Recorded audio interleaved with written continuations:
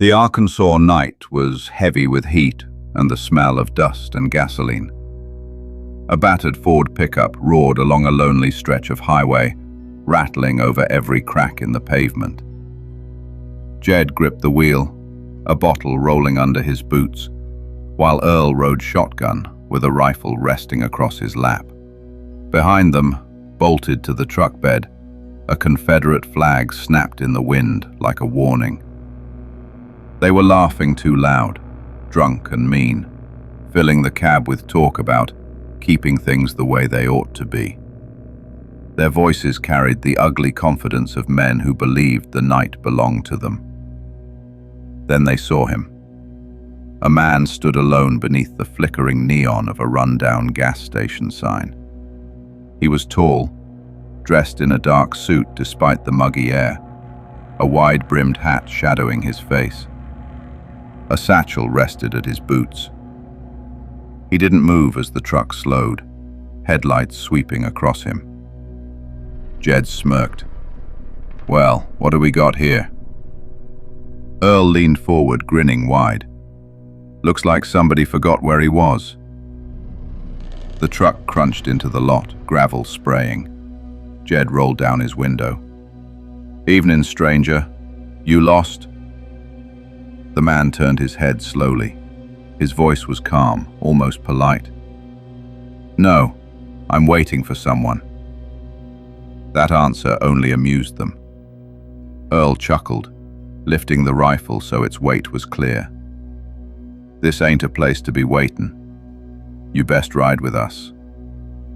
The man's faint smile didn't falter.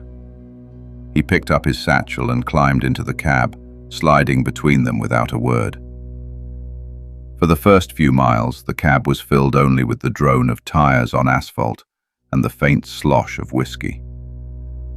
Jed finally spoke. "Where you headed?" Silence.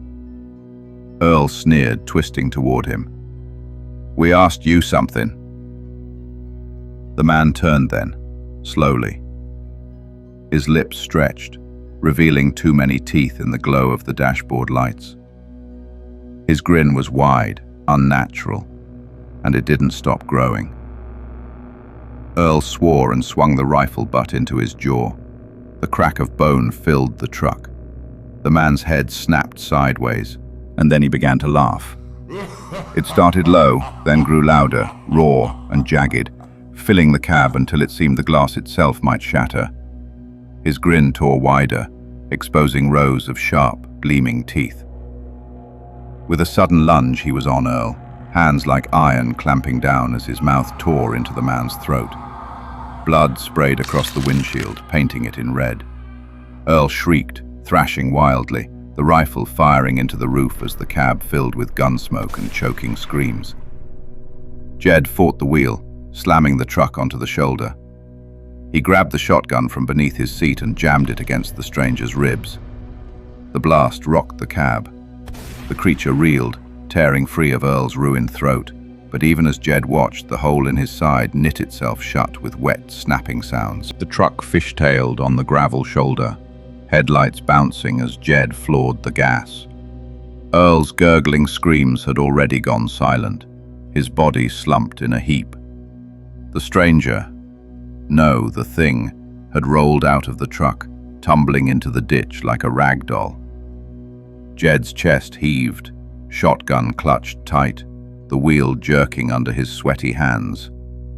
His mind screamed to keep going, to get the hell out of Harrison. But something else gnawed at him. Rage, pride, the kind of stubborn hate that wouldn't let him run. Not from anyone, not from him. Cursing under his breath, Jed spun the wheel, gravel spitting under the tires as he swung the pickup back around. The beams of his headlights cut across the highway, sweeping over the figure now standing in the middle of the road. The man in the long black coat, hat tilted low, blood still dripping from his grin. Jed slammed the truck into park and jumped out, boots crunching hard on the pavement. He raised the shotgun, finger white on the trigger. "You son of a bitch," he yelled, voice breaking. "You ain't walking away from this." The vampire tilted his head slightly, as if amused. His arms hung loose at his sides, coat swaying in the night breeze. His smile stretched wider. Jed fired. The blast tore into the creature's chest, rocking him backward. A second shot ripped through his shoulder. A third struck him square in the head, snapping it violently back with a crack that echoed down the highway.